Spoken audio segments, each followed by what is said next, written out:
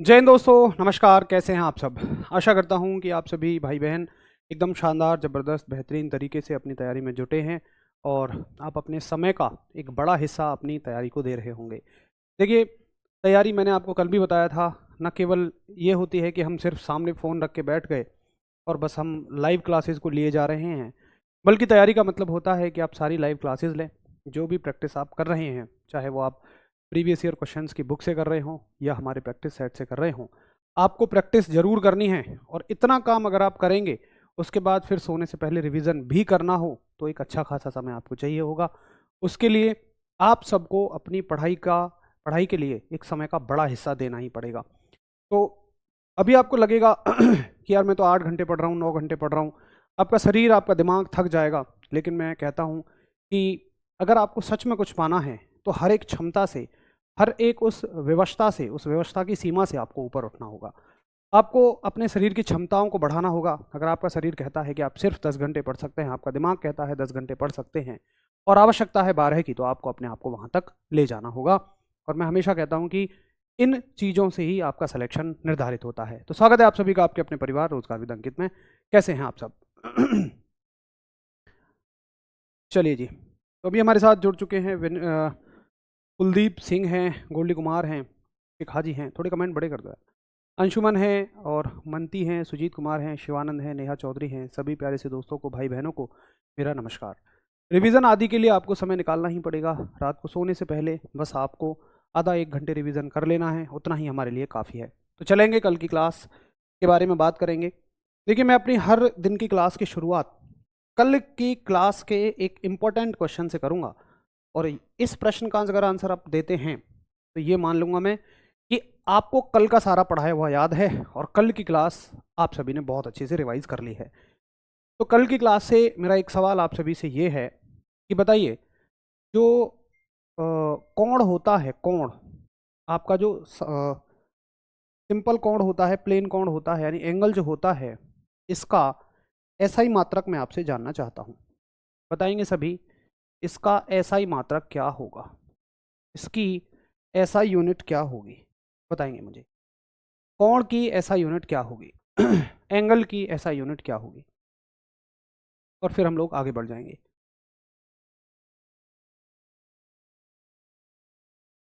Revision अवश्य किया करो।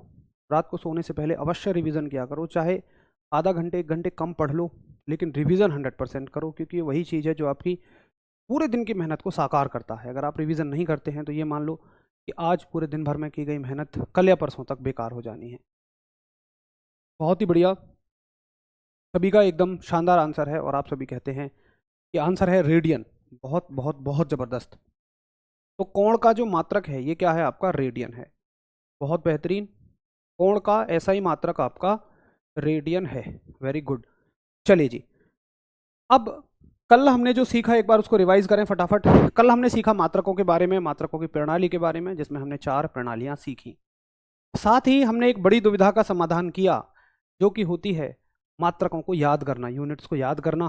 तो हमने कहा कि यूनिट्स को हम हर एक चैप्टर में आने वाली राशियों के साथ, आने वाली क्वांटिटीज़ के साथ ही करते हुए चलेंगे। इनको बिल्कुल ऐसा नहीं है कि हम इन्हें एक साथ रट लेंगे, रटना हमें आवश्यक भी नहीं है। हम इनको चैप्टर्स के साथ ही कंप्लीट करते चलेंगे। अब देखिए, एक बड़ी दुविधा आपके सामने होती है विमा, यानी कि डायमेंशंस। विमा नाम की एक बड़ी दुविधा आपके सामने होती है और जब ये आ जाती है तो यूं मानो कि सब सेम जैसे एक जैसी लगती हैं। कोई एम एल टी -1 है, कोई एम एल टी -2 है, सब एक जैसी लगती हैं। लेकिन मैं आपसे वादा करता हूं कि ये जो विमाएं हैं, ये जो डायमेंशंस हैं, आज के बाद आपको बिल्कुल परेशान नहीं करेंगी। बस मुझे आप ये बता दो, क्या आपको मूल मात्रक पता हैं? क्या आपको फंडामेंटल यूनिट्स पता हैं? अगर हाँ, तो पहचान लो कि क्या यही हमारे मूल मात्रक थे। मैं तब तक इनकी हिंदी लिख देता हूँ। ये है हमारा मीटर, ये है किलोग्राम, ये है सेकंड, ये है केल्विन, ये है मोल। जरा बताइए कि हाँ जी भैया, यही हमारे मूल मात्रक हैं। ये है कैंडला, ये है एम्पियर।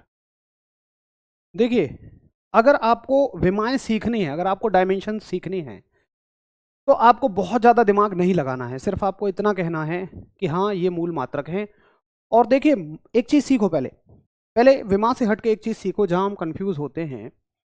जैसे मुझे लिखना है कि भाई मीटर प्रति सेकंड, और मान लो मुझे 10 बार लिखना है, कहीं बार बार यूज़ हो रहा है, तो मैं बार बार तो ये लैंग्वेज नहीं लिखूंगा। मैंने क्या किया, इसको शॉर्ट में बनाने के लिए सिंबल की हेल्प ले ली और मैंने कहा ये है मीटर पर सेकंड। मैंने शॉर्ट बनाने के लिए क्या कर दिया, मीटर पर सेकंड। ठीक है, अब देखिए इनको सबको शॉर्ट में क्या लिखा जाता है, तो मीटर को शॉर्ट में एम लिख देते हैं, किलोग्राम को केजी लिख देते हैं, सेकंड को एस लिख देते हैं, केल्विन को के लिख देते हैं, मोल को MOL लिख देते हैं, कैंडला को CD लिख देते हैं, एम्पियर को A लिख देते हैं।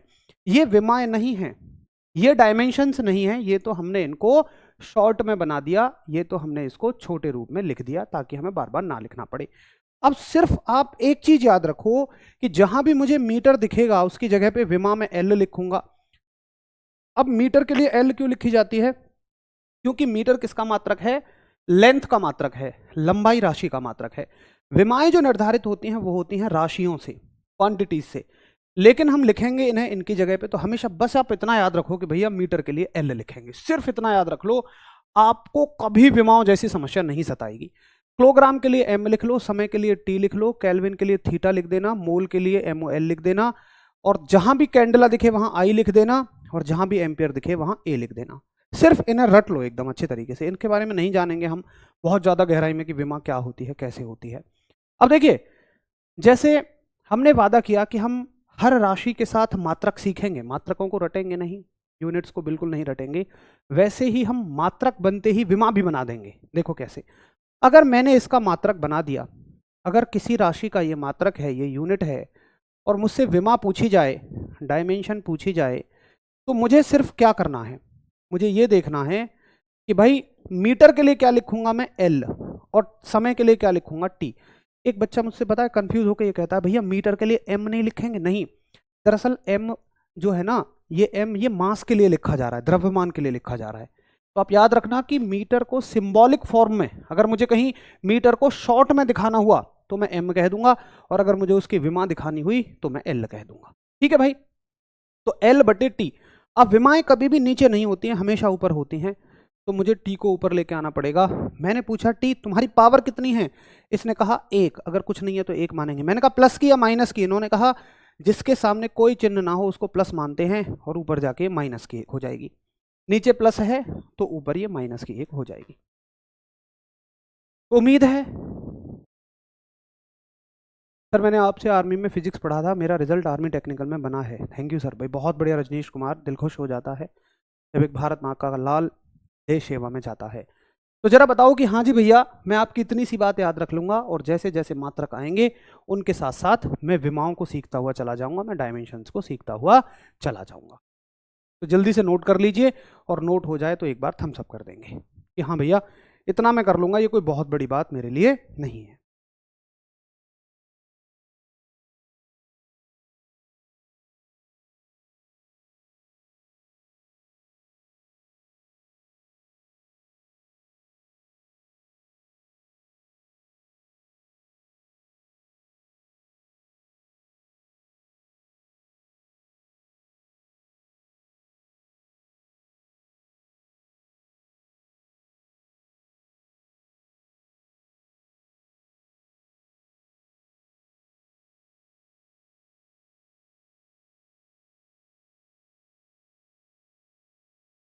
चलो बहुत बढ़िया गोल्डी कुमार, बहुत सारा आभार। ठीक है, हम इसको समझ लेंगे, अब इसकी चिंता मत करो, ये आपको हर राशियों के साथ समझ में आती चली जाएगी, बस एक साथ रटने की कोशिश मत करना। तो यहां तक हम कह सकते हैं कि हमारा मात्रक चैप्टर खत्म हो गया, और जिसका आप आज थंबनेल देख रहे होंगे मापन, ये हमारा चैप्टर नंबर 2 है। तो चैप्टर नंबर 2 की शुरुआत करते हैं। कल समय नहीं बचा था इसलिए मैंने विमान नहीं बताई थी, और चैप्टर नंबर 2 है आपका मापन यानी कि मेजरमेंट। ठीक है, चैप्टर नंबर 2 है आपका मापन यानी कि मेजरमेंट। अब चलिए जरा देखा जाए एक बार कि क्या होता है मापन, क्या होता है मेजरमेंट। तो देखो राशियों को हमें मापना पड़ता है, और मापने में सबसे पहला जो सवाल आता है, मापन में जो सबसे पहला चैप्टर आता है, सबसे पहला टॉपिक जो आता है, ये आता है 10 की घातें। तो हम लोग पढ़ेंगे 10 की घातें। सबसे पहले, यानी कि पावर्स ऑफ 10, पावर्स ऑफ 10, 10 की घातें। अब जरा एक बार देखें कि क्या होती हैं 10 की घातें, पावर्स ऑफ 10 क्या होती हैं। तो दो तरह के सवाल यहाँ से बनते हैं। देखिए, एक तो बनते हैं प्लस की पावर से और एक बनते हैं माइनस की पावर से। तो प्लस की पावर से कैसे सवाल बनते हैं, जैसे आपसे पूछ लेगा कि बताओ 10 की पावर 3 को क्या कहते हैं। तो पहले आप 10 की पावर 3 का मतलब समझें। भाई 10 की पावर 3 का मतलब ये है कि आप एक के आगे 3 जीरो लिख दो और इसको आप बोल रहे होंगे किलो। 10 की पावर 3 को हम लोग क्या बोलते हैं, किलो बोलते हैं। जैसे सवाल आ जाएगा, एक बेसिक सा सवाल, बहुत बेसिक सा सवाल, कि बताइए 1 किलोवाट में कितने वॉट, 1 किलोवाट में कितने वॉट, आपसे ये सवाल पूछा जाएगा। अब देखो, किलो तो एक जनरल मात्रक है, आप इसको किसी के साथ लगा दो, भाई ग्राम के साथ लगा दो, आप चाहे इसे मीटर के साथ लगा दो, किलोमीटर बन गया, आप चाहे इसे वॉट के साथ लगा दो, किलोवाट बन गया, चाहे आप इसको लगा दो जैसे उसके साथ लगा दो, वॉल्यूम के साथ लगा दो, आयतन के साथ लगा दो, तो किलोमीटर क्यूब बन गया। मतलब किसी भी राशि के साथ आप इसको लगा सकते हैं। चलो भाई, बहुत बढ़िया प्रियम, वेरी गुड।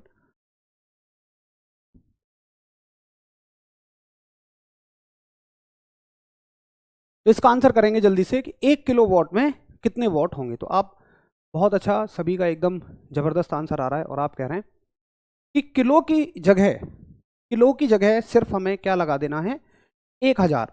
भाई किलो की जगह सिर्फ हम कितना रख देंगे, 1000 रख देंगे और वॉट को वॉट ही रहने देंगे। तो किलो की जगह सिर्फ हम कितना रख देंगे, 1000। तो 1 किलो वॉट में 1000 वॉट, किलो का मतलब 1000 होता है, ये याद रखना है आपको।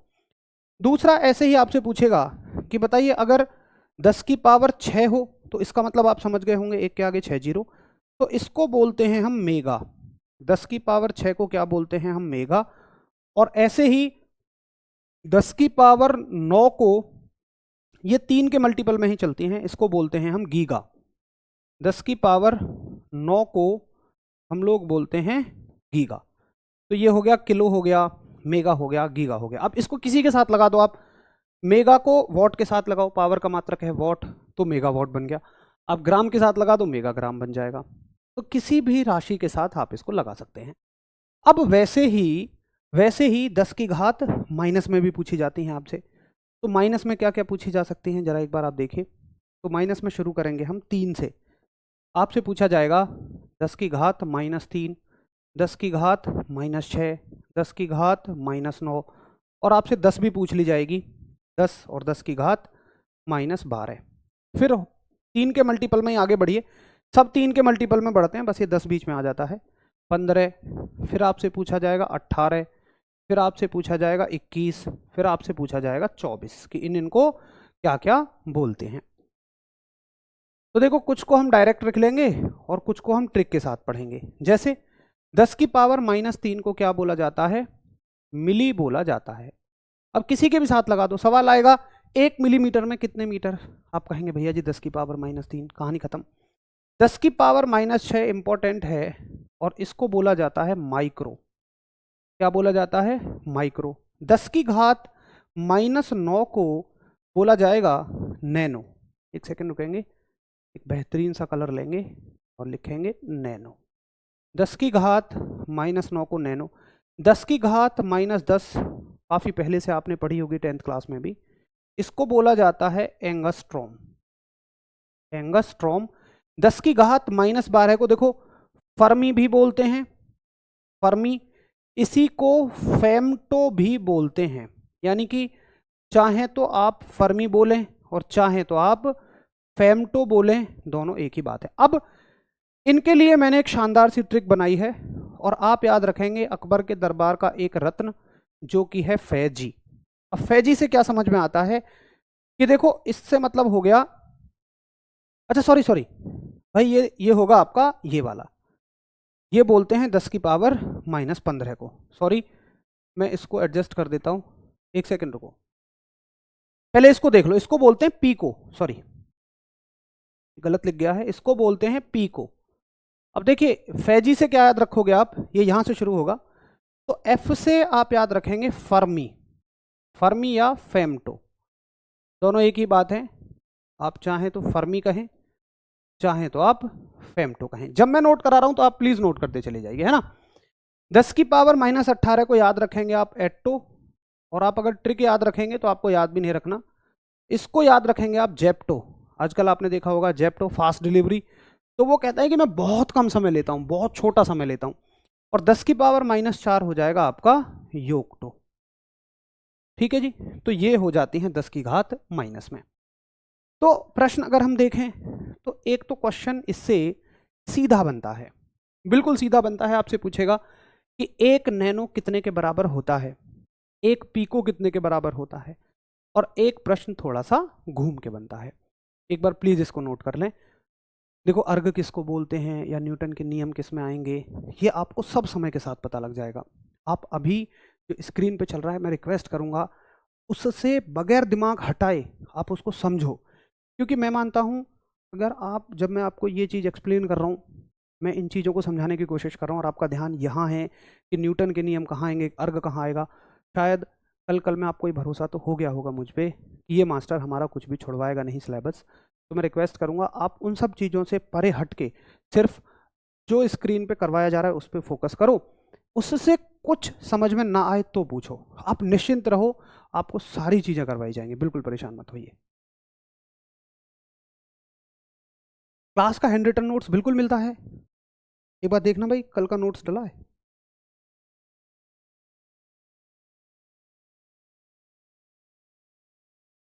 इससे ना रेलवे ग्रुप डी की तैयारी आप नहीं कर सकते हैं, क्योंकि ये तो हम एक निम्न स्तर की साइंस पढ़ेंगे, एक जनरल साइंस पढ़ेंगे, जबकि रेलवे ग्रुप डी में एक अच्छे स्तर की साइंस पूछी जाती है। कल भी क्लास इसी समय हुई थी, कल से क्लास शुरू हुई है 8 बजे से, और जिन्होंने कल क्लास नहीं ली थी आज बीच में से जुड़े हैं तो माफ़ी चाहूँगा, प्लीज़ वो कल की क्लास ले लें, तब आपको ये क्लास अच्छे से समझ में आएगी। जिन्होंने कल की क्लास ली होगी उनको बहुत बढ़िया समझ में आ रहा होगा। चलो बहुत सारा आभार आपका भाई, वेरी गुड। ठीक है, हैंड रिटन ऐड नहीं हुई है, ठीक है, एक बार ग्रुप में बोल दो कि हैंड रिटन ऐड करवा दो। आज हैंड रिटन हो जाएगी, है ना, कल शायद किसी वजह से नहीं हुई होगी। चलो अब देखो, एक तो सीधा सीधा सवाल बनेगा, अब एक सवाल थोड़ा घूम के बनेगा। कैसे बनेगा देखो, जैसे सवाल बनेगा आपका छोटी दूरियों से, सवाल देखते हैं, एक छोटी दूरियां यानी कि स्मॉल डिस्टेंसेस, बहुत छोटी दूरियां जो होती हैं स्मॉल डिस्टेंसेस। जैसे आपसे पूछा जाएगा अणु परमाणु का आकार। अब देखो 4 चीजें होती हैं, कोशिका है, अणु है, परमाणु है। अगर आपको उनकी समझ नहीं है तो ऐसा प्रश्न आपके लिए थोड़ा सा मुश्किल पैदा करता है, इसलिए जरूरी है कि हम अणु और परमाणु की एक समझ बना लें। सवाल क्या क्या पूछे जाएंगे छोटी दूरियों से, मैं आपको बता रहा हूं। पहले आपसे पूछा जाएगा कि बताओ कोशिका का आकार, कोशिका का आकार यानी कि आपकी बॉडी में जो शेल है इसका size, size of a shell, size of shell. दूसरा आपसे पूछा जाएगा इसमें, बताइए परमाणु का आकार, परमाणु का आकार यानी कि साइज ऑफ एटम, ये आपसे पूछा जाएगा। इनको थोड़ा सा ऊपर कर लेते हैं ताकि जगह बच जाए। ये उसके बाद आपसे पूछा जाएगा तीसरा प्रश्न कि बताओ अणु का आकार, अणु का आकार यानी कि साइज ऑफ मॉलिक्यूल, अणु का आकार क्या होता है।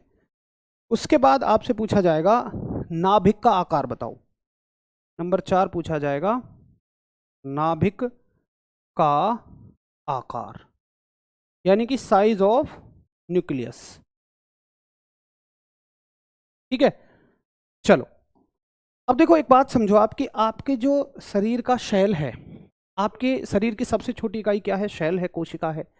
अगर मैं कोशिका के अंदर आपसे बोलूं कि झांको, तो आप कहोगे जी इसके अंदर तो मुझे बायोलॉजी में हमने पढ़ा बहुत सारी तरह की छोटी मोटी चीज़ें मिलती हैं, गोल्जी कॉय है और आपका रेटिकुलम वगैरह है, बहुत सारी छोटी मोटी चीज़ें। मैं बोलूँगा कि मुझे बताओ हर चीज़ किससे मिलकर बनी है, तो तुम कहोगे जी भैया इलेक्ट्रॉन प्रोटॉन और न्यूट्रॉन से मिलकर हर चीज़ बनी है। तो यानी कि अगर मैं फिजिक्स के लेवल पे देखूं तो मैं ये पाऊंगा कि एक शेल के अंदर की जो भी चीज़ है, अगर ये आपके अंदर की कोशिका है एक, अगर ये एक शेल है, इस बात को समझना थोड़ा सा, तो इसके अंदर की हर चीज इलेक्ट्रॉन प्रोटॉन न्यूट्रॉनों से मिलकर बनी है। चलो बहुत बढ़िया। अब देखो परमाणु और अणु में क्या बेसिक डिफरेंस है, एटम और मॉलिक्यूल में। जैसे आप और आपका दोस्त हैं, आप कभी भी अकेले नहीं जाते हैं, हमेशा अपने दोस्त को ले जाते हैं। जैसे आपने अपने दोस्त पर फोन करा, है भैया चल लो मार्केट तक, दोस्त कहेगा यार मैं तो बहुत बिजी हूँ, तुझे पता नहीं है मेरा एग्जाम है SSCGD का। तुम कहोगे बिरयानी खिलाऊंगा भोले की, मतलब हर कस्बे में एक बिरयानी वाला फेमस होता ही है, या कोई चाट पकौड़े वाला, वो कहेगा चल तू ज़्यादा जिद कर रहा तो मैं आ ही जाता हूँ। तो जैसे आप हमेशा ग्रुप में चलना चाहते हो, वैसे ही बहुत सारे जो परमाणु हैं केमिस्ट्री में वो हमेशा ग्रुप में चलना चाहते हैं। जैसे ऑक्सीजन को ले लो, ऑक्सीजन हमेशा ग्रुप में चलना चाहेगा, वो कभी भी अकेला नहीं चलता है। तो अगर मैं कहता हूं कि एक कोशिका के अंदर ऑक्सीजन के बहुत सारे अणु हैं, परमाणु हैं, ये दो परमाणु हैं, ये भी एक परमाणु है और ये भी एक परमाणु है। दोनों अलग अलग क्या है, परमाणु है, एटम है। और दोनों एटम मिलके क्या बनाते हैं, कंबाइन होके जो बना उसको बोलते हैं हम मॉलिक्यूल। क्या बोलते हैं, मॉलिक्यूल, यानी कि अणु। ठीक है। अच्छा, हर एक अणु के अंदर एक नाभिक पाया जाता है, जैसे इसके अंदर भी होगा, इसके अंदर भी होगा। मैं किसी एक के अंदर बना लेता हूं, मान लो इसके अंदर मैंने बना लिया, ये क्या है, नाभिक। तो आपको ये समझ में आ जाना चाहिए कि कौन सी चीज छोटी है और कौन सी चीज बड़ी है। तो उम्मीद है समझ गया होंगे आप कि सबसे बड़ी तो कोशिका है। तो कोशिका का जो आकार है ये होता है, याद रखेंगे, 10⁻⁻6 मीटर, और इसी को हम माइक्रोन भी कह सकते हैं। तो ऑप्शन में जो भी नंबर देगा उसके हिसाब से हम कर देंगे कि भाई कोशिका का आकार जो है ये मीटर में होता है या माइक्रोन में, ऑप्शन के हिसाब से जो भी मिलेगा लगा देंगे। अब एक बात, अगर देखो इसके बाद मॉलिक्यूल को अगर हम देखें तो एक कोशिका के अंदर बहुत सारे मॉलिक्यूल होते हैं, बहुत सारे। तो मॉलिक्यूल तो कोशिका से बड़ा ही होगा। तो बड़ा कितना होता है, बड़ा होता है ये 10⁻⁻9 मीटर के ऑर्डर का, या इसको हम क्या बोल सकते हैं, नैनो। अच्छा छोटा होगा, सॉरी, क्योंकि ये इसके अंदर है ना, तो छोटा होगा। अब एक बच्चा क्या सोचेगा, एक भाई सोचेगा कि गुरुजी ये तो तुमने बड़ा लिख दिया, आप इसे कह रहे हो छोटा है, जबकि ये तो तुमने बड़ा लिख दिया। माइनस में जो जितनी संख्या बड़ी होगी वो उतनी ही छोटी होगी, क्योंकि इसका अर्थ क्या है, इसका अर्थ है एक चीज के इतने सारे टुकड़े, 10⁻6 टुकड़े, और उसमें से एक टुकड़ा ये है। इसका मतलब है एक चीज के 10⁻9 टुकड़े और उसमें से एक टुकड़ा ये है। तो माइनस में जितना ये नंबर बड़ा होगा उतना ही ये छोटा माना जाएगा।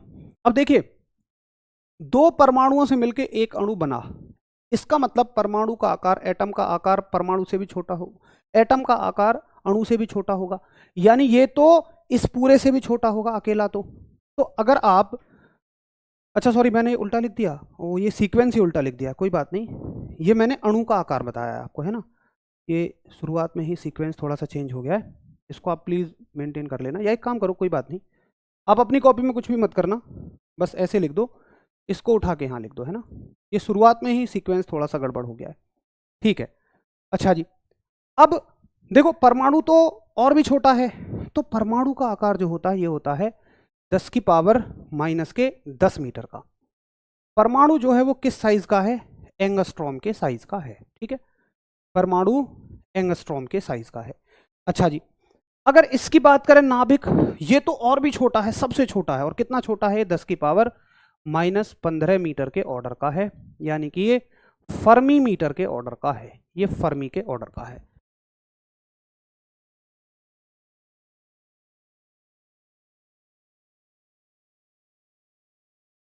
तो आपको सिर्फ ये देखना है कि भाई कोशिका का आकार क्या है, 10⁻⁻6, सीधा याद रखो।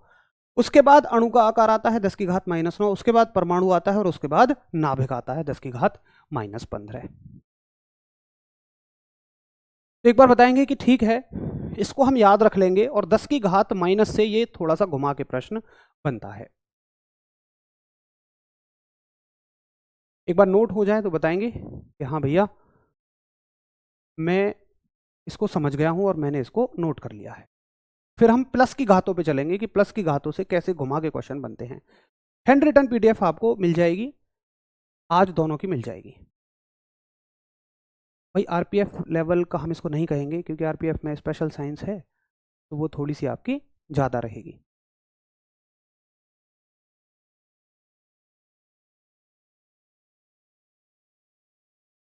चलो,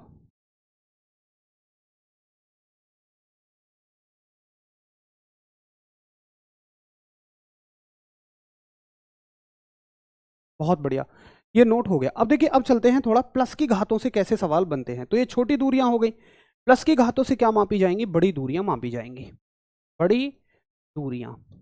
तो आप कहोगे लार्ज डिस्टेंसेस, लार्ज डिस्टेंसेस किससे मापी जाती हैं, बड़ी दूरियां मापी जाती हैं 10 की घात प्लस में, बड़ी दूरियां। तो देखिए, बड़ी दूरियों के लिए हमने कुछ मात्रक इस्तेमाल में लिए। जैसे एक मात्रक हम लेते हैं, एक मात्रक हमने बनाया जिसका नाम है खगोलीय मात्रक, खगोलीय मात्रक यानी कि एस्ट्रोनॉमिकल यूनिट, एस्ट्रोनॉमिकल यूनिट। अब भाई खगोलीय दूरी क्या, खगोलीय मात्रक क्या होता है, खगोलीय मात्रक होता है सूर्य से लेकर पृथ्वी के बीच की दूरी, सूर्य से लेकर पृथ्वी तक की दूरी, सूर्य से लेकर पृथ्वी तक की दूरी, यानी कि डिस्टेंस, डिस्टेंस बिटवीन, ये बिटवीन लिख दिया मैंने शॉर्ट में, distance between sun and earth. अब हमें जरूरत क्या पड़ती है, जैसे मान लो आपके छोटे भाई ने पूछा कि भैया जी मुझे ना सूर्य से पृथ्वी तक की दूरी बताओ, तो तुमने कही यार यू जो है ना सूर्य से पृथ्वी तक की दूरी भैया कुल इतनी है, ये इतनी है, ये कुल इतनी है। वो पढ़ेगा इकाई ढाई सैकड़ा हजार भैया 10,000 के बाद मुंह पे ना आवे, हो सकता है वो थोड़ा होशियार हो, इकाई ढाई सैकड़ा हजार 10,000 लाख 10 लाख भैया मुंह पे ना पड़ी जा रही कितनी है ये। अगर सोचो इस दूरी को, मान लो आप एक वैज्ञानिक हो और आपको ये एक, आप पीएचडी कर रहे हो, आपको 20 बार लिखनी पड़ रही है एक ही चैप्टर में, तो भाई आप तो पगला जाओगे, इतनी बड़ी दूरी को कहाँ से कहाँ तक लिखोगे। तो आपको क्या करना है कि हमने 10 की घातें बना ली और मैंने कहा कि देखो खगोलीय मात्रक को शॉर्ट में मैंने लिखा 1 एस्ट्रोनॉमिकल यूनिट, यानी एक खगोलीय मात्रक, और मैंने इसको कह दिया कि भैया तुम हो 1.5 गुणा 10 की पावर प्लस 11 मीटर, 1.5 गुणा 10 की पावर 11 मीटर को हम खगोलीय मात्रक कहेंगे। तो अब मुझे सिर्फ इतना लिखना रहेगा, उस इतनी बड़ी दूरी को सिर्फ मुझे इतना लिखना रहेगा। एग्जैक्ट जो होता है ये 1.49 होता है, अगर आपने 1.49 पढ़ा है तो वो भी गलत नहीं है, तो ऑप्शन में जो भी मिले आप उसको लगा देंगे। अप्रॉक्स में हम इतना बोल देते हैं और एग्जैक्ट में हम इतना बोलते हैं 10 की पावर 11 मीटर। तो आप इसको याद रखेंगे कि सूर्य से लेके पृथ्वी तक के बीच की दूरी को खगोलीय मात्रक कहा जाता है, एस्ट्रोनॉमिकल यूनिट कहा जाता है, और एक खगोलीय मात्रक का मतलब इतनी दूरी है ये, और इसको हमने बोल दिया 1.5 या 1.49 गुणा 10 की पावर 11 मीटर। दोनों ऑप्शन में नहीं आएंगी, दोनों में से कोई एक ऑप्शन में आएगा। ठीक है जी, चलो भैया मेरी बात समझ में आ गई है। दूसरा, एक दूसरा मात्रक आपसे पूछा जाता है जिसका नाम है नोट नहीं हुआ, अच्छा ठीक है पहले नोट कर लो, कोई दिक्कत नहीं है, आराम से नोट कर लीजिए, उसके बाद हम आगे बढ़ जाएंगे। जल्दी नोट करिए।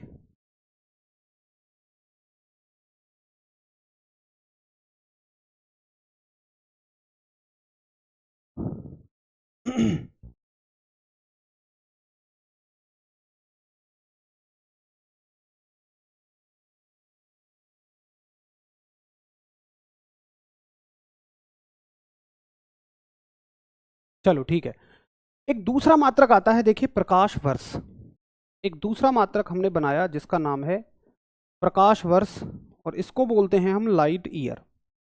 देखिए लाइट ईयर क्या होता है, लाइट ईयर को शॉर्ट में हम LY लिखते हैं। हमने देखा कि प्रकाश, जो सूर्य से निकला हुआ प्रकाश है, इसने एक साल में कितनी दूरी तय की, तो प्रकाश द्वारा एक वर्ष में तय की गई दूरी, एक वर्ष में तय की गई दूरी, तय की गई दूरी आराम से निकाल सकते हैं भाई, चाल बराबर दूरी बटे समय से, प्रकाश की चाल पता है, एक वर्ष का समय पता है, लेकिन हमें ये कैलकुलेशन नहीं करनी है, सीधा इसको याद रखेंगे।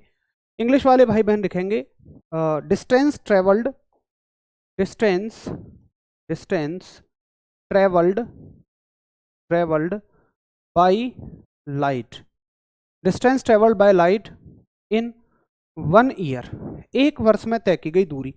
एक भाई ने मुझसे कहा जी कितनी होती है, मैंने बोला एक लाइट ईयर जो होती है प्रकाश के द्वारा एक वर्ष में तय की गई दूरी जो होती है ये होती है आपकी 9.46 इंटू 10⁻12 मीटर।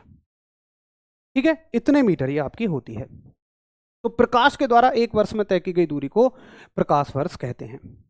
जरा बताएंगे, क्लियर है? बहुत बढ़िया। थोड़ा कोशिश किया करो कि ना मेरे साथ ही आप नोट करते रहें, नहीं तो मैं इंग्लिश हिंदी में नोट कर रहा हूं फिर बहुत सारा समय लग जाएगा। चलो अब देखिए, एक तीसरा मात्रक और आता है बड़ी दूरियों का, और उसको बोलते हैं हम पारसेक। उसको बोलते हैं हम पारसेक। और पारसेक क्या होता है ये हमें नहीं देखना, बस हमें सिर्फ इतना देखना है कि एक पारसेक, मैं इस 3 को अलग लिख देता हूं थोड़ा आप कंफ्यूज ना हो, बस हमें देखना है एक पारसेक में कितने मीटर होते हैं। तो एक पारसेक में आपके होते हैं 3 गुणा 10⁻15 मीटर। 3 गुणा 10⁻15 मीटर होते हैं। तो जरा बताइए कि हाँ भैया मुझे बहुत अच्छे से आपकी बात समझ में आ गई है और मैं इनको अब आराम से याद रख सकता हूं। अगर हाँ तो फिर हम आगे चलेंगे और कुछ क्वेश्चंस इससे बनने वाले देखेंगे।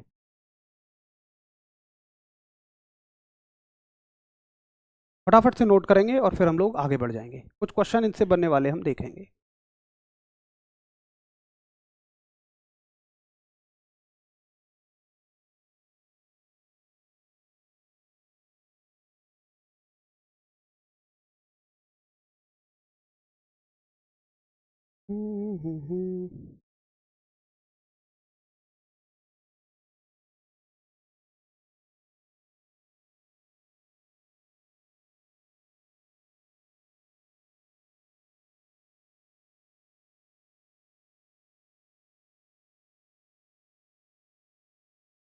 चलो,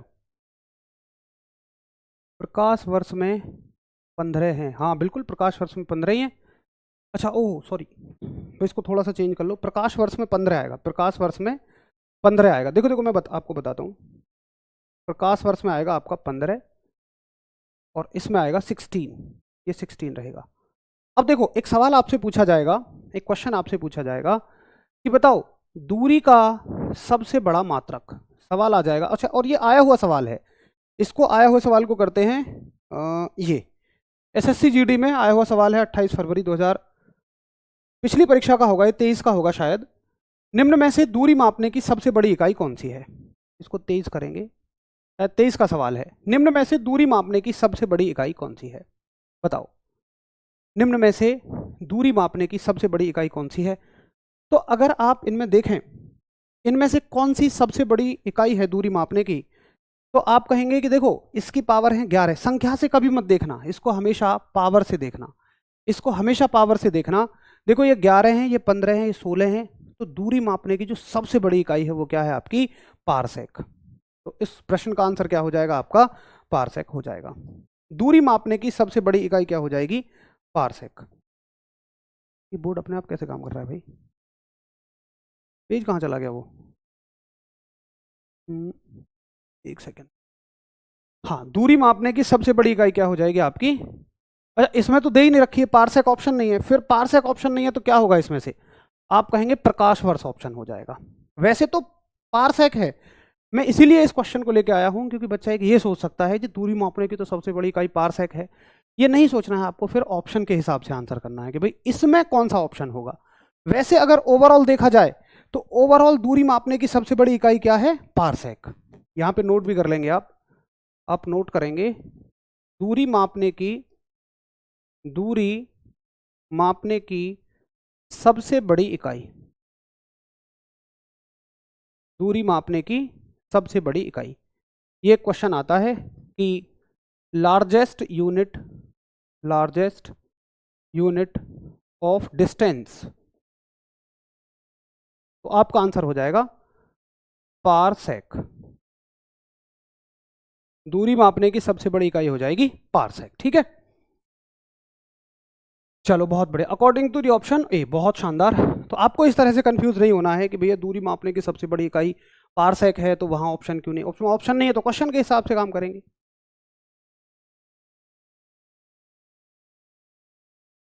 चलो जी, ये प्रश्न भी आपने कर लिया। अब देखो एक क्वेश्चन आपसे आएगा कि प्रकाश वर्ष किसकी इकाई है। अब ये क्वेश्चन थोड़ा मुश्किल क्यों बनता है? देखिए क्वेश्चन थोड़ा सा मुश्किल इसलिए बनता है क्योंकि इसमें आप देखिए वर्ष पूछा गया है और एक भाई को लगता है, एक बहन को लगता है कि भैया वर्ष तो समय की इकाई है, भाई ईयर तो टाइम की इकाई है। लेकिन अभी आपने देखा कि प्रकाश वर्ष समय की इकाई नहीं है, प्रकाश वर्ष है दूरी की इकाई, यानी कि ये है डिस्टेंस की यूनिट। हाँ बिल्कुल, खुशनंदन कुमार भाई बिल्कुल सही कह रहे हैं आप, आपका आंसर ये हो जाएगा।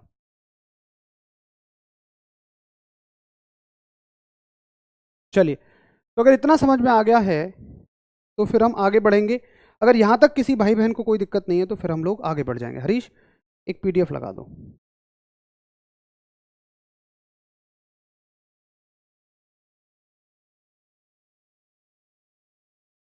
अगर नोट हो गया हो और आपने क्वेश्चंस कर लिए हो तो फिर हम आगे चलेंगे और अगला टॉपिक इसके बाद का हम लोग पढ़ेंगे मापक यंत्र।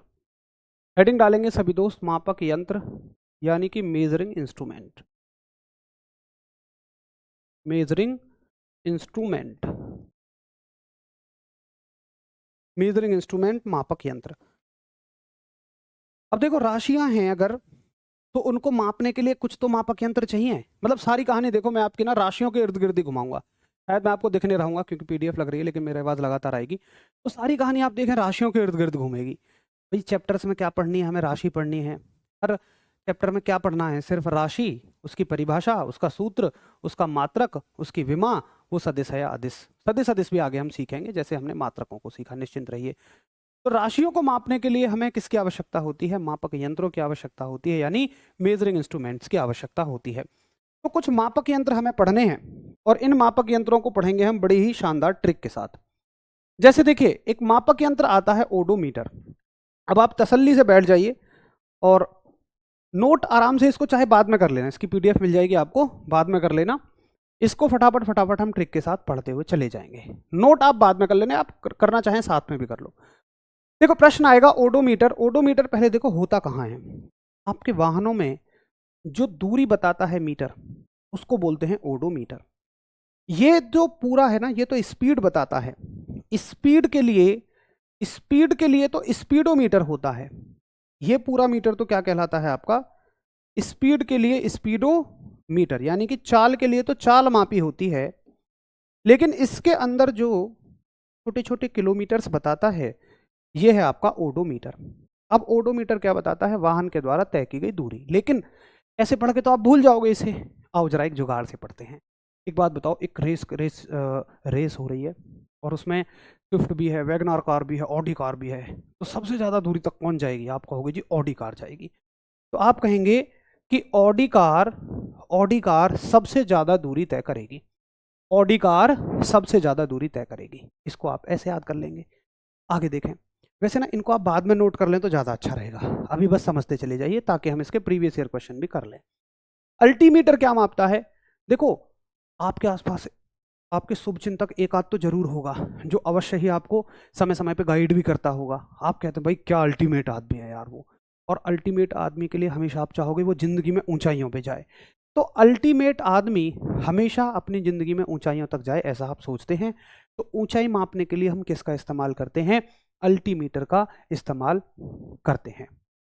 ठीक है, ऊंचाई मापने के लिए किसका इस्तेमाल करते हैं? अल्टीमीटर का इस्तेमाल हम करते हैं। आगे चलिए, सवाल आएगा दूध की शुद्धता मापने के लिए किस यंत्र का इस्तेमाल करते हो? तो आप ऐसे याद रखो, जिस हिसाब से शहरीकरण हो रहा है, अर्बनाइजेशन हो रहा है, वैसे तो भाई गांव की संख्या कम हो जाएगी, और गांव की संख्या कम हो जाएगी तो भैया भैंस कौन पालेगा, और जब भैंस नहीं होंगी तो दूध कहाँ से आएगा? तो एक दिन मैं कहता हूं कि दूध की कीमत ना लाखों में पहुंच जाएगी। कितने में? लैख में, लाखों में पहुंच जाएगी। तो लैक्टोमीटर का संबंध किससे है? दूध की शुद्धता से है। लैक्टोमीटर का संबंध किससे है? दूध की शुद्धता से है। ठीक है जी भाई आशीष कुमार, थोड़ा सा कोशिश करेंगे तो चीजें आपके लिए बहुत आसान हो जाएंगी। देखो आपकी जो उम्र है ना और आपका जो स्तर है, मुझे कभी ऐसा नहीं लगता कि आपको कुछ सिखाया जाए और आप सीखें ना। बस इतना फर्क पड़ता है। जैसे बहुत सारे बच्चे परेशान होते हैं कि भैया जी मैथ समझ में नहीं आता या रीजनिंग समझ में नहीं आती या कोई विषय समझ नहीं आता। तो आप उम्र की उस सीमा पर हैं कि आपको अगर कुछ भी कोई व्यक्ति सिखाए सही से तो निश्चित तौर पर आप ध्यान से देखेंगे, सीख जाएंगे। बस आपको जरूरत पड़ेगी थोड़ा सा अटेंशन देने की। बस आप थोड़ा सा, जब वो व्यक्ति सिखा रहा हो आपको, तो प्लीज उस पर ध्यान से देखा करो। देखिए हाइड्रोमीटर, अब हाइड्रोमीटर, हाय डरो भैया, किससे डरें? अरे भाई तरल पदार्थों से डरो। क्यों डरें जी? अरे भाई तरल पदार्थ सुनामी ला देते हैं। तो हाइड्रोमीटर का संबंध किससे है? तरल पदार्थों से है। सिर्फ इतना याद रखना है आपको कि भाई हाइड्रोमीटर का संबंध लिक्विड से है, तरल पदार्थों से है। लिक्विड से हाय डरो। क्यों डरें? अरे भैया ये सुनामी ला देते हैं, इसलिए डरो। आगे देखो hygro, hygro, hygrometer. मान लो भाई आप पहाड़ों पे चढ़ रहे हैं, और पहाड़ों पे चढ़ रहे हैं, एक आप हैं, एक आपका दोस्त है, एक ये आप हैं और ये है आपका दोस्त, इधर से चढ़ रहा है। एक रात तुझसे पहले चढ़ के दिखाऊंगा, लेकिन भाई साहब इसे मिल रही है गरम गरम हवा, ओह इसका चेहरा सूख गया। आपको मिल रही है ठंडी ठंडी हवा। ठंडी ठंडी हवा का मतलब हवा में पानी की मात्रा ठीक ठाक है, आर्द्र हवा है, मॉइस्चराइज एयर है। तो मॉइस्चराइज एयर मिलेगी तो आप हाई ग्रो करते चले जाएंगे। यानी हाई कौन ग्रो करेगा? जिसको मिलेगी आर्द्र हवा, ह्यूमिड एयर, ठंडी ठंडी हवा। आर्द्रता का मतलब नमी होता है, यानी कि मॉइस्चर भी होता है। तो ये मॉइस्चर मीटर होता है एक तरह से, जो कि हाइग्रोमीटर होता है, और इसको ये क्या मापता है? आपका हवा की आर्द्रता को मापता है। ठीक है जी। अच्छा आगे देखिए, बैरोमीटर क्या मापता है? तो आपके जो बैरी होते हैं ना, आपके जो शत्रु होते हैं, आपको हमेशा दबाने का काम करते हैं, तो बैरोमीटर क्या मापेगा? दाब मापेगा। इंग्लिश वालों को तो भाई बगैर ट्रिक के करना पड़ेगा। बैरोमीटर प्रेशर मेजर करता है, उनको डायरेक्टली याद ही रखना पड़ेगा। ठीक। अच्छा जी, आगे सेक्सटेंट। देखो मैं इस शब्द को बड़ा पॉजिटिव लेता हूँ, और मैं समझता हूँ इसका मतलब सक्सेस।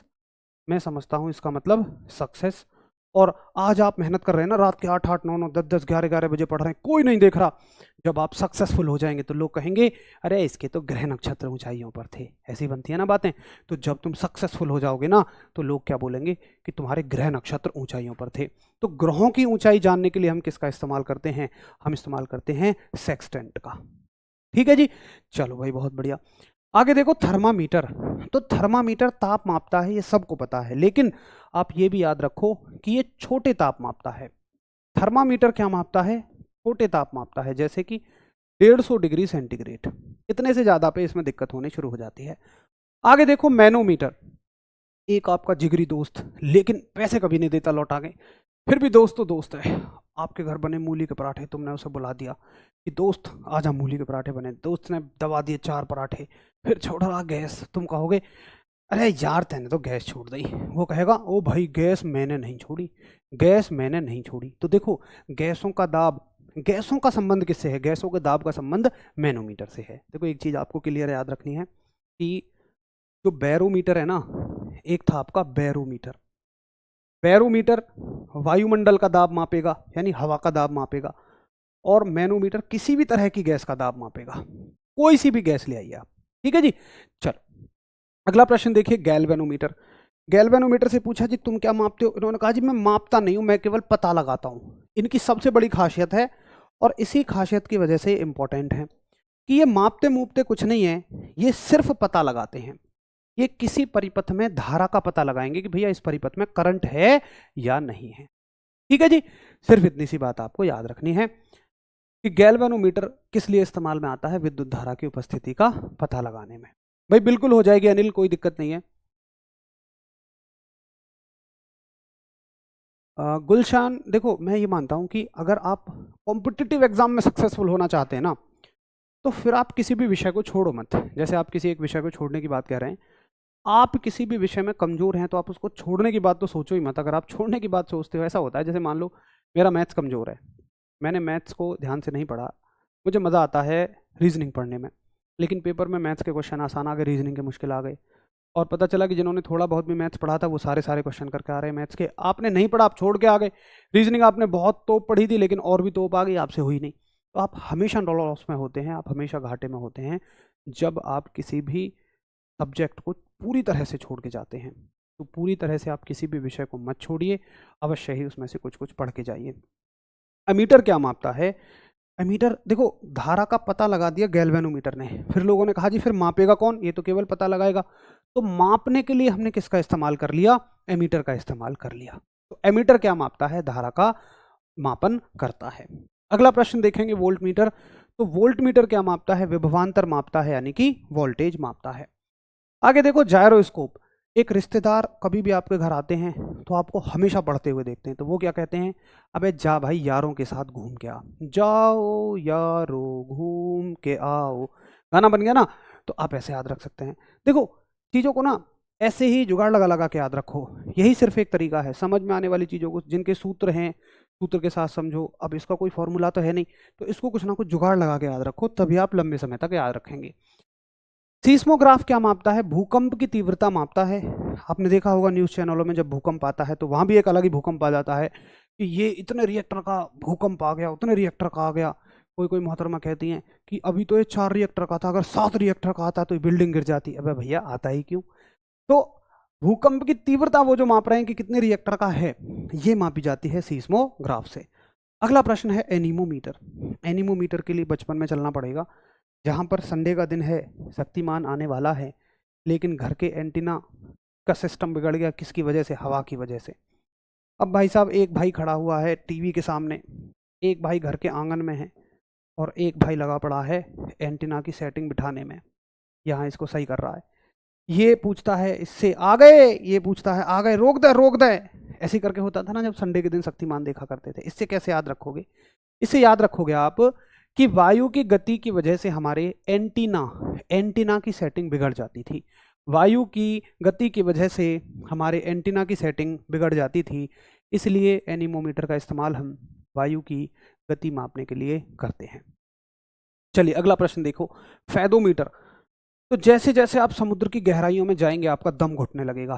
समुद्र की गहराइयों में जाएंगे तो आपका दम घुटने लगेगा। तो फेदोमीटर क्या मापेगा? फेदोमीटर मापेगा समुद्र की गहराई।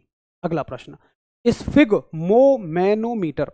स्फिग स्फिग्मोमैनोमीटर क्या मापता है? ब्लड का प्रेशर। ब्लड का प्रेशर देखो कितना जबरदस्त स्फिग्मोमैनोमीटर है। अबे भाई मैं इसकी बात कर रहा हूँ। तो ब्लड का प्रेशर मापने के लिए स्फिग्मोमैनोमीटर का इस्तेमाल होता है, ये भी आपका बहुत इंपॉर्टेंट है। अगला प्रश्न देखो, पॉलीग्राफ। देखो भाई, जिसने बोली झूठ उसकी खुल गई पोल। जिसने बोली झूठ उसकी खुल गई पोल, ऐसे याद रखो। तो पॉलीग्राफ का इस्तेमाल किस लिए होता है? झूठ का पता लगाने के लिए हम लोग पॉलीग्राफ का इस्तेमाल करते हैं। आगे देखें, बोलोमीटर। अब जैसे जैसे मान लो गर्मियां आ रही हैं, तो जैसे ही गर्मियां आती है हम लोग बोलने शुरू कर देते हैं, अरे यार बहुत गर्मी है। सर्दी आएंगी फिर हम बोलना शुरू करेंगे, आज तो बहुत ही ठंड है, पारा पड़ रहा हो, बिल्कुल पारा, ऐसे बोलते हैं ना गाँव में। तो जब तापमान में परिवर्तन होता है, जब जब चाहे वो सर्दी हो चाहे वो गर्मी हो, हम लोग बोलना शुरू कर देते हैं। देखो इसके बाद ना मैं एसएससी जीडी में आए हुए प्रीवियस ईयर क्वेश्चंस भी लेकर आऊंगा सारे के सारे, और फिर मैं देखूंगा कि क्या ट्रिक से पढ़ने के बाद आपको ये चीजें याद रह पा रही हैं, क्या आप प्रीवियस ईयर क्वेश्चन भी कर पा रहे हैं। बिल्कुल भाई अनिल सैनी जी, बिल्कुल हो जाएगा, बिल्कुल भी मत घबराइए। अगला है टैकोमीटर। तो टैकोमीटर एक मशीन है जो कि मापती है आरपीएम। आरपीएम की फुल फॉर्म क्या है? रेवोल्यूशन पर मिनट। आपको पेपर में ऐसे दे भी सकता है या नहीं भी हो सकता है, आपको शॉर्ट फॉर्म ही दे। ये है रेवोल्यूशन पर मिनट, यानी कि घूर्णन प्रति मिनट, ये मापता है आपका। तो घूर्णन प्रति मिनट का मतलब है कि किसी गोल घूमने वाली वस्तु ने 1 मिनट में कितने चक्कर लिए हैं, इस बात को मापता है आपका टैकोमीटर। आगे देखो आप, आगे पूछा जाएगा आपसे क्रोनोमीटर। तो क्रोनोमीटर जो है वो जहाजों में समय का ठीक ठीक पता लगाने के लिए घड़ी होती है, जिसका नाम है क्रोनोमीटर। ठीक है, जिसका नाम है क्रोनोमीटर, सिर्फ इतना याद रखेंगे। अगला है पेरिस्कोप। पेरिस्कोप क्या मापता है? तो आप कहोगे जो पनडुब्बियां होती हैं ना, जो सबमरीन्स होती हैं, अब सबमरीन पानी के नीचे है, जैसे हमारा हरीश है वहाँ, मैंने कह दिया हरीश से मैं कैप्टन हूँ, हरीश देखना जरा ऊपर क्या चल रहा है। हरीश गया भाई साहब ऐसे ताब से, और जैसे ही मुंडी बाहर निकाली समुद्र से गोली आके लगी, हाँ क्योंकि तुम दूसरे देश की सीमा में पहुंच गए थे गलती से। तो ऐसे तो हम नहीं देखते। अब सबमरीन होती हैं 2.5 किलोमीटर नीचे, 2-2 किलोमीटर नीचे समुद्र में। अब ऐसा थोड़ी बार बार कोई तैर के जाएगा 2.5 किलोमीटर। तो हम क्या करते हैं, एक पाइप निकालते हैं,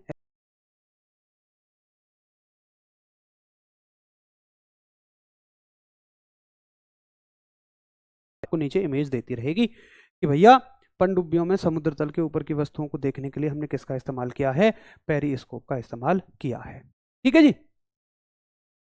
चलिए भाई, मैं किसी भी चीज को बाद में आपको नोट करने को नहीं बोलता हूं, जिसमें थोड़ा सा ज्यादा कंटेंट हमें कवर करना रहेगा, मैं प्लीज उसमें आपको बोलूँगा कि आप इसको पीडीएफ से नोट कर लेना, या आप चाहें तो साथ में भी नोट कर सकते हैं। लेकिन अगर इसको हाथ से लिख के पढ़ाऊँगा ना मैं हिंदी इंग्लिश में, तो मुझे काफ़ी समय लग जाएगा। अब ये हो गए सारे के सारे हमारे मापक यंत्र। अब करते हैं कुछ प्रीवियस ईयर क्वेश्चंस को। जैसे ये भी आपका एसएससी जीडी 22 फरवरी 2024 की परीक्षा का सवाल है, और मुझे बताओ समय की मूल इकाई क्या है। तो ये पिछले चैप्टर का एक सवाल बचा हुआ था। बेसिक यूनिट का मतलब, मूल इकाई का मतलब फंडामेंटल यूनिट। बेसिक का मतलब है फंडामेंटल यूनिट। तो इसका आंसर मैं आप सभी से चाहूँगा कि आप मुझे बताएं क्या होती है समय की मूल इकाई। फंडामेंटल यूनिट क्या होती है बताइए।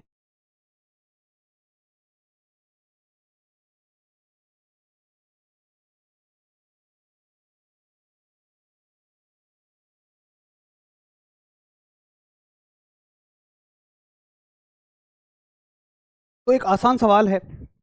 वैसे तो सारी ही समय की इकाइयां हैं केवल इसको छोड़ के, ये भी समय की है, ये भी, लेकिन अगर हम फंडामेंटल की बात करें तो ये सेकंड है। अब बताओ, ये सवाल आया हुआ है 27 फरवरी 2024 और चौथी शिफ्ट में आया हुआ है कि किस उपकरण का उपयोग वाहनों द्वारा दूरी को मापने में किया जाता है। तो मुझे नहीं लगता अब किसी भी बच्चे को दूरी देखते ही ऑडी कार ना याद आए, दूरी देखते ही ऑडी कार याद नहीं आए, ऐसा शायद कोई भी नहीं होगा। एक उपकरण जो परिपथ में धारा की उपस्थिति का पता लगाता है। देखिए, धारा की उपस्थिति मैंने आपको बताया था, ये इंपॉर्टेंट है। और ये 1 फरवरी 2023 शिफ्ट चौथी शिफ्ट में आया है। ऐसा मत समझना कि मैंने अपनी थ्योरी को क्वेश्चन देख के डिज़ाइन कर लिया है। अगर आप एसएससी जीडी का 2023 से पहले का भी बैच देखें जिसमें मैंने ये पढ़ाया था, तो मैंने यही थ्योरी पढ़ाई थी, ये सारी चीज़ें मैंने करवाई थी, और देखिए उन एग्जाम्स में लगातार पूछी गई हैं। तो कौन मापता है भाई? उपस्थिति का पता लगाता है आपका धारा की, परिपथ में धारा की उपस्थिति का पता। हालांकि देखो, उपस्थिति का पता, हालांकि इसका सही आंसर होना चाहिए गैल्वेनोमीटर। इसका सही आंसर तो होना चाहिए गैल्वेनोमीटर, लेकिन ऑप्शन के हिसाब से क्या आंसर करोगे आप? गैल्वेनोमीटर। भाई उसने ऑप्शन दिया अमीटर। एमीटर क्या करता है? धारा को मापता है। अरे एक बात बताओ, अगर माप रहा है तो क्या ये पता नहीं लगा रहा? भाई माप पा रहा है तो यही तो बता रहा है कि हाँ इस परिपथ में धारा है, तो एमीटर भी इसका करेक्ट आंसर है, कोई दिक्कत की बात नहीं है।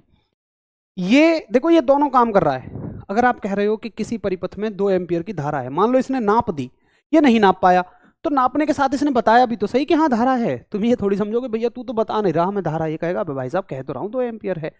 तो ये जो है केवल मापता है, सॉरी केवल पता लगाता है, मापता नहीं है। ये मापता भी है, पता भी लगाता है। तो ऐसे प्रश्नों का थोड़ा दिमाग लगा के आंसर कर देना है। अगला प्रश्न है, निम्नलिखित में से किस उपकरण का उपयोग हवा या गैस की आर्द्रता को मापने के लिए किया जाता है? तो आर्द्रता का मतलब ठंडी ठंडी हवा, और ठंडी ठंडी हवा मिलेगी तो पहाड़ों पे आप हाई ग्रो करोगे। क्या करोगे? High grow. तो इंग्लिश में हाई ग्रो और हिंदी में इसको आर्द्रता मापी हम लोग बोलते हैं। तो हाइग्रोमीटर आप कह देंगे, सिंपल सा आंसर है। इन क्वेश्चंस को चाहे तो आप नोट भी करते रहो, या मैं कहूँगा प्लीज़ आप बाद में पीडीएफ से नोट कर लेना, क्योंकि फिर आपका समय हो जाएगा आपकी क्लास वगैरह का। परिपथ में विद्युत धारा को मापा जाता है। तो विद्युत धारा को मापने के लिए 8 फरवरी 2023 शिफ्ट 3 में आया हुआ सवाल, किसका इस्तेमाल करते हैं हम? एमीटर का इस्तेमाल करते हैं। ठीक है जी, चलो। भूकंप के दौरान कंपनों को मापने के लिए किस यंत्र का उपयोग किया जाता है? तो भूकंप को मापने के लिए हम किसका इस्तेमाल करते हैं? सीस्मोग्राफ का। देखो बहुत सारे बच्चे रिएक्टर में कंफ्यूज हो सकते थे। आप सोच सकते हैं कि भैया रिएक्टर स्केल होता है, रिएक्टर स्केल, लेकिन रिएक्टर स्केल ये नहीं होता है। देखो रिएक्टर स्केल तो इसका मात्रक है, यूनिट है। जैसे मान लो आप दुकानदार से चीनी लेने जाते हो, तो चीनी क्या है? क्वांटिटी, राशि। अब उसको आप किस में मापते हो? आप मापते हो किलोग्राम में। किस यंत्र की मदद से मापते हो? तराजू की मदद से मापते हो। तो ये एक तराजू है और ये किलोग्राम है। रिएक्टर तो उसका एक मात्रक है, और मापता कौन है? सीस्मोग्राफ। तो ये प्रश्न आपके मापक यंत्रों से एसएससी जीडी की परीक्षा में आए हुए हैं, और ज़्यादातर इसमें 2023 और 2024 के ही हैं। अगर आप ऐसा सोचते हो कि मैंने इन प्रश्नों के हिसाब से अपनी थ्योरी डिज़ाइन कर दी है, इसलिए ये सारे प्रश्न इस थ्योरी से बन गए हैं, तो आप 2022 में मैंने बैच पढ़ाया, आप उसमें भी जाके देखें, तो उसमें भी मैंने ये सारी चीज़ें करवाई हुई हैं। तो मेरे कहने का मतलब है कि हम जो भी थ्योरी कर रहे हैं निश्चित तौर पर 100% उससे हमारे क्वेश्चंस निकल जाएंगे। आपको बिल्कुल भी एक्स्ट्रा कुछ भी सोचने की आवश्यकता नहीं है। अब आप सभी इनको आराम से बाद में नोट कर लीजिएगा, और मैं जैसे ही चैप्टर कंप्लीट हुआ करेगा तो एसएससी जीडी में, या मुझे जो लगेगा ये इंपॉर्टेंट प्रश्न है किसी अन्य परीक्षा में आया हुआ है, उसको उनको मैं आप सभी के बीच में सबसे अंत में ला के रखूंगा, ताकि आपको एक आत्मविश्वास बन जाए कि हाँ, इस थ्योरी को पढ़ने के बाद हम इन क्वेश्चंस को कर सकते हैं। क्वेश्चन बिल्कुल नोट करना, ये सारे के सारे क्वेश्चंस। वैसे तो क्वेश्चन ना भी नोट करो तो भी एक ही बात है, क्योंकि अगर आप पीछे मापक यंत्रों को नोट कर लेंगे तो उसी में काम हो जाएगा। मापक यंत्र आप आराम से पीडीएफ से नोट कर लेना।